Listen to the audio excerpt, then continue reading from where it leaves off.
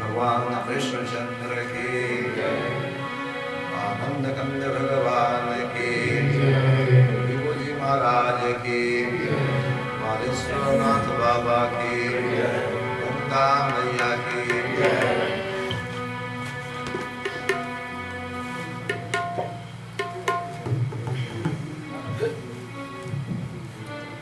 नमो नमस्ते गुरवे महात्मने संज्ञाय सदोत्तमाय नित्याद्वयानन्दरसस्वरूपिणे भुवनेश्वरापारदयामुधाम्ने अखण्डमण्डलाकारम् व्याप्तं येन चराचरम् तत्पदं दर्शितं येन तस्मै श्रीगुरवे नमः। गुरुर्ब्रह्मा गुरुर्विष्णुः गुरुर्देवो महेश्वरः गुरुः साक्षात् परब्रह्म तस्मै श्री गुरवे नमः। नमोस्तुते व्यासविशालबुद्धे स्थूलारविन्दाय तपत्रनेत्र येन त्वया भारततैलपूर्णं प्रज्वालितो ज्ञानमयः प्रदीपः तत्रैव गंगा यमुना च तत्र गोदावरी सिन्धु सरस्वती च सर्वाणि तीर्थानि वसन्ति तत्र यत्राच्युतोदारकथा प्रसङ्गः तत्रैव गंगा यमुना च तत्र गोदावरी सिन्धु सरस्वती च सर्वाणि तीर्थानि वसन्ति तत्र यत्राच्युतोदारकथा प्रसङ्गः ध्येयं वदन्ति शिवमेव हि केचिदन्ये शक्तिं गणेशं परे तु दिवाकरं वै रूपैस्तुतैरसि विभासि यतस्त्वमेव तस्मात् त्वमेव शरणं मम दीनबन्धो। वेदेषु धर्मवचनेषु तथा गमेषु रामायणेऽपि च पुराणकदम्बकीवा सर्वत्र सर्वविधिना गदितस्त्वमेव तस्मात् त्वमेव शरणं मम दीनबन्धो।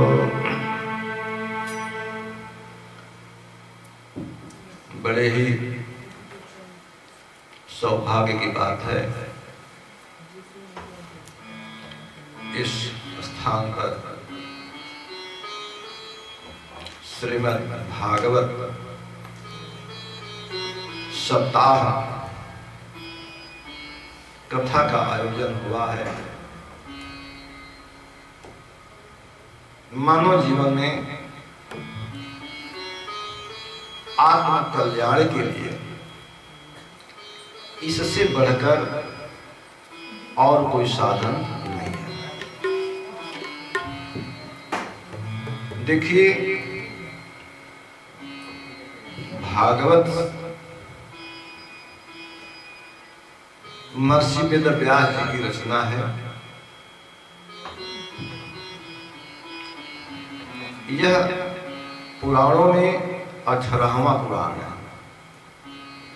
17 पुराण बनाए, संतोष नहीं हुआ, तब देवर्षि नारद की प्रेरणा से यह अंतिम और 18वां पुराण महर्षि वेदव्यास ने बनाया, उन्हें शांति मिली।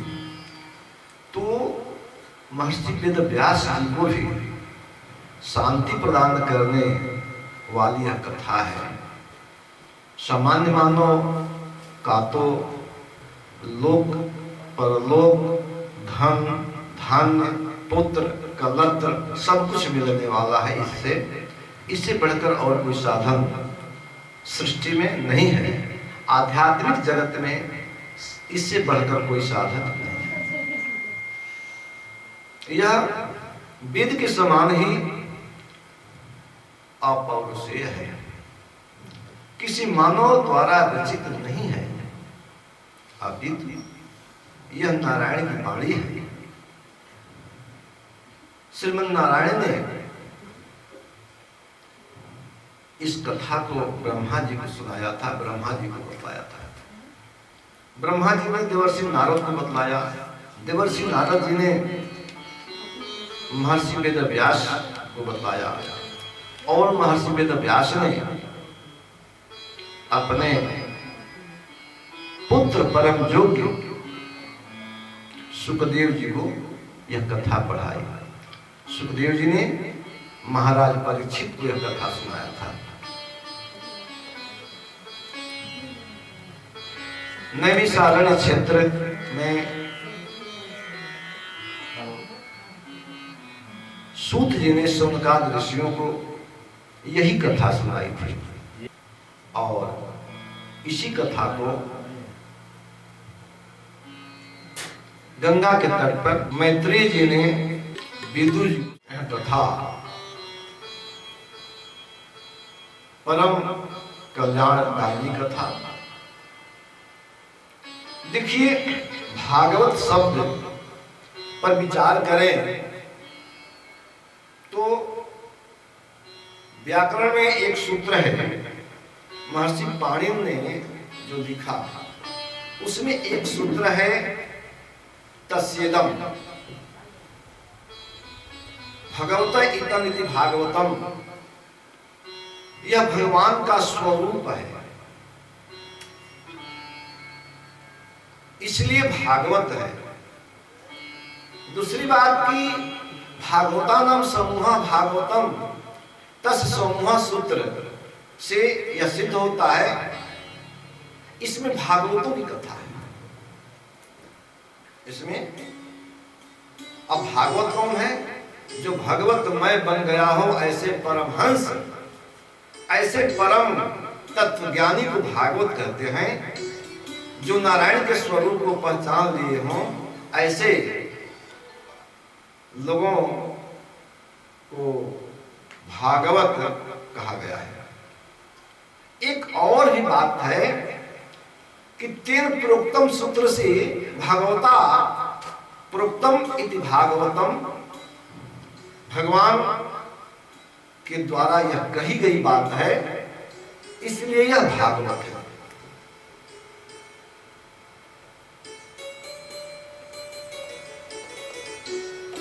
भाति सर्वेषु शास्त्रेषु गीयते नारदादिभिः वदन्ति ऋषयः सर्वे तरन्ति भवसागरम्। भा दीप्तो धातु है। भा का अर्थ होता है प्रकाश। भा माने प्रकाश, जो सभी शास्त्रों में प्रकाशित हो रहा हो। और नारद आदि लोगों ने जिसका गान किया, सनकादि आदि सभी ऋषियों ने जिनकी बखान किया हो, और जिसको सुनने के बाद संसार में कोई कष्ट नहीं रह जाता, कोई शेष वस्तु नहीं रह जाती करने के लिए तरंति भवसागरम। और ते मनुष्या भागवतम श्रुत्वा भवसागरम तरंति। और वेदों भागवत की कथा सुनकर भवसागर को सहज ही पार कर लेते हैं, सभी सुखों का भोग करते हुए। इसलिए इसका नाम है भागवत।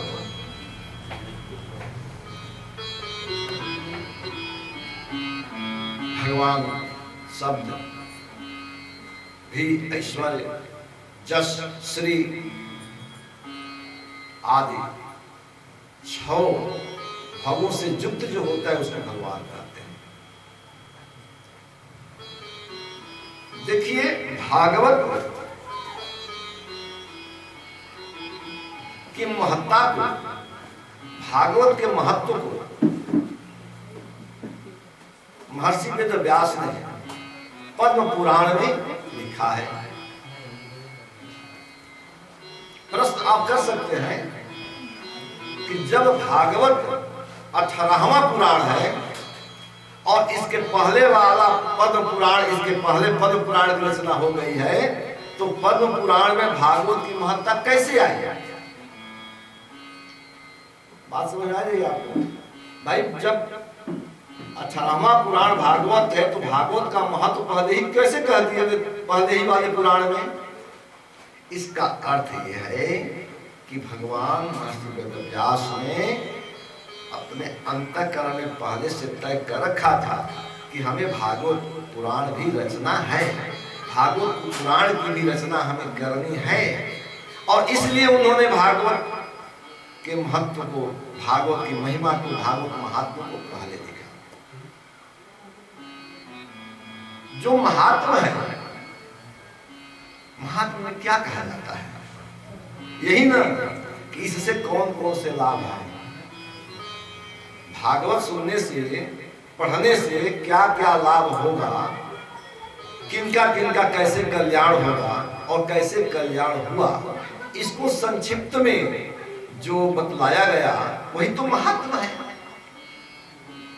पहला श्लोक है महात्मा का कि सच्चिदानंद रूपाय विश्वोत्पत्त्यादि हेतवे तापत्रय विनाशाय श्री कृष्णाय वयं नमः। इसमें नारायण के रूप का वर्णन किया गया कि नारायण का रूप कैसा है, तो सच्चिदानंद रूपाया, सच्चिदानंदमय भगवान है। नारायण सत्यमय, चित्तमय और आनंदमय है। और विश्वोत्पत्त्यादि हेतवे, विश्व की उत्पत्ति, पालन और विनाश के कारण है। ऐसे तापत्रय, तीनों तापों के विनाश के लिए हम श्री कृष्णाय वयं नमः, मैं श्री कृष्ण भगवान को नमस्कार करता हूं। उद्देश्य उन्होंने क्या बताया? ताप। देखिए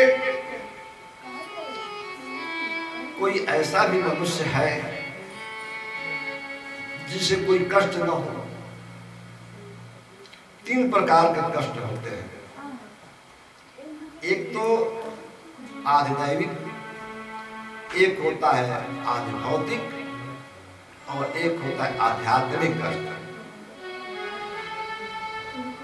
ये जो ताप है, जो कष्ट है, क्यों होते हैं? जब आप पाप करते हैं, क्योंकि पाप से ही ताप की उत्पत्ति होती है। तो पाप में और ताप में जन जनक का संबंध होने के कारण पाप को छोड़ दिया जाए तो यह पाप की निवृत्ति करने वाला भागवत है। भागवत से जितने भी पाप हैं वे कट जाते हैं, जितने भी पाप हैं वो शांत हो जाते हैं, नष्ट हो जाते हैं। ताप अपने आप नहीं होगा। तो दोनों में कार्य और कारण संबंध है। पाप कारण और ताप कार्य है। अब देखिए, जब कान से सुनाई नहीं दे रहा है, आंख से दिखलाई नहीं दे रहा है, कोई जन्म से ही लंगड़ा हो गया, तो इसको हम कौन सा पाप कहेंगे, कौन सा दुख कहेंगे? ये भी एक दुख है। इसको हम दैविक दुख कहेंगे।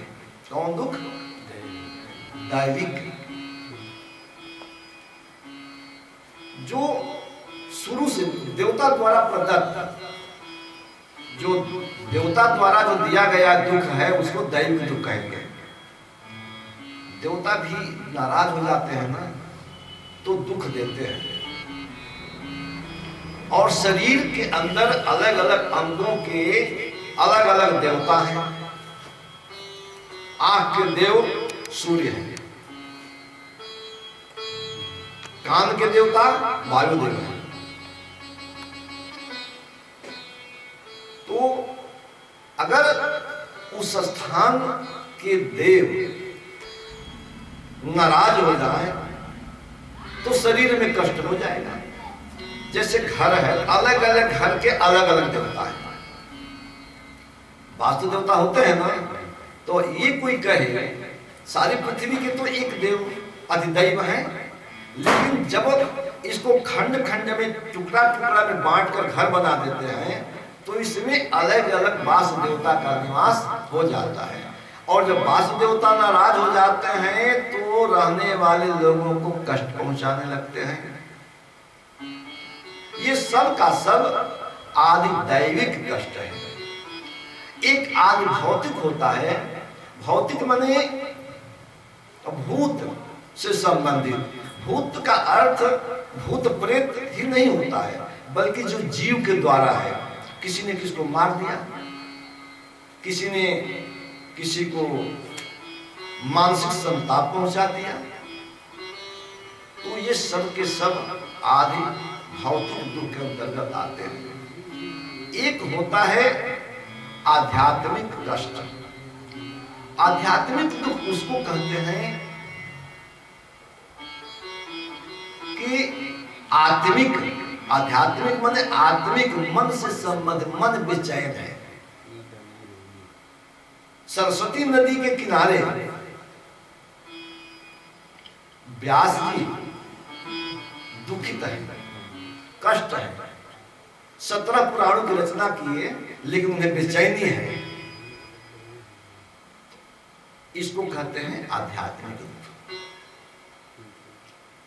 अश्वत्थामा द्रौपदी के पुत्रों को मार दिया बाण से, इसको कहते हैं आदि भौतिक दुख।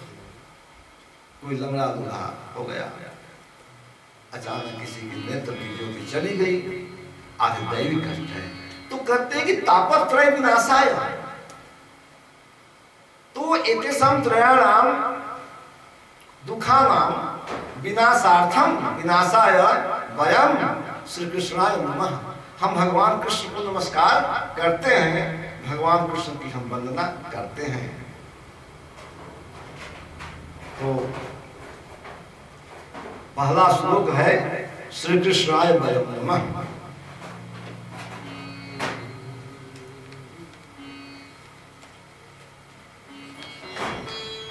सच्चिदानंद रूपाय विश्व प्रत्यादिहेतवे तापत्रय विनाशाय श्री कृष्णाय वयं नमः।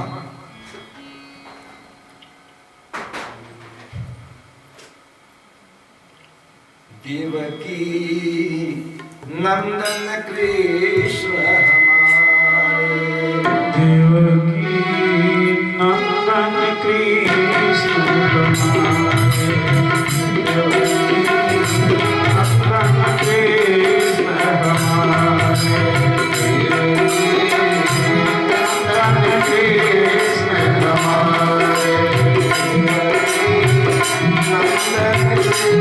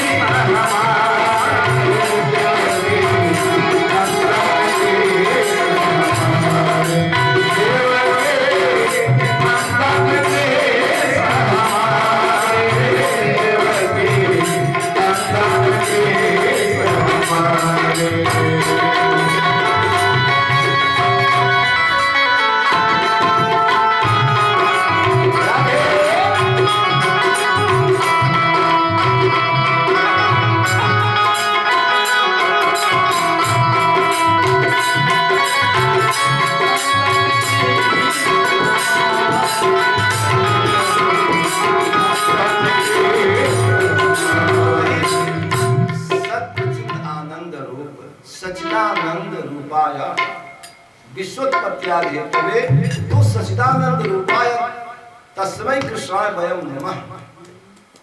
ओ नारायण, सत्य चित आनंद है। अब बताइए कि सत्य को कोई देखा है?